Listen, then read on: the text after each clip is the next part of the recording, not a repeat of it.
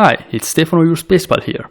SpaceX successfully launched 2 NASA astronauts on space, starting a new era of human spaceflight. But why is it so important? Let's find out. Since the beginning of space programs in the 50s, rockets and spacecrafts have always been engineered by national agencies and manufactured by companies working under them. This was the case for the Apollo program, and it still was like this for the Space Shuttle program, or today in Russia for the Soyuz, that until May 30, 2020 was the rocket that NASA relied on for sending their astronauts on the International Space Station. It has always been like this, either for NASA, ESA, Roscosmos, or any other space agency. For some reason, pretty much everything that you see around you is engineered and manufactured by private companies for them to cost less and be more innovative, but in the space industry it's not like this. Can you imagine if cars were engineered by governments or smartphones?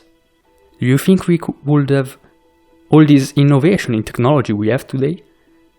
For some reason it seemed that in the space industry it made sense to not rely on private companies.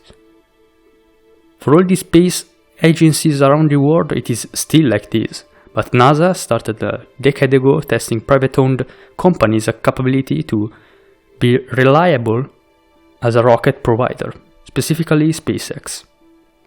They helped funding the Crew Dragon capsule to supply the ISS.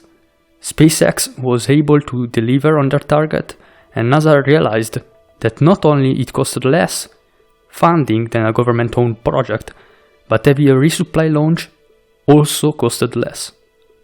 This led to them gaining trust for SpaceX and private space companies, which ultimately led to this launch to get astronauts on the ISS. But is it really costing less to NASA? Since the end of the Space Shuttle flight program, NASA relied on Russia to get astronauts on space on their Soyuz rocket. As of the most recent flights, the cost for NASA was about $86 million per astronaut. The cost for Crew Dragon missions is estimated to be $55 million per seat. Considering that cost for only 2 astronauts, it is $172 million for the Soyuz and $110 million for SpaceX. It means that at the cost of 2 flights with the Soyuz, they could do 3 launches with SpaceX and still have $40 million left. But this is only the economic part of the story. It has a deeper meaning than this. With everything engineered by government agencies and manufactured by companies working for them, space will never be something that people could think of as theirs, or just dreaming of being a part of its development without working for the government. But now everything changed. This flight opens the door to a lot of future possibilities for us average people.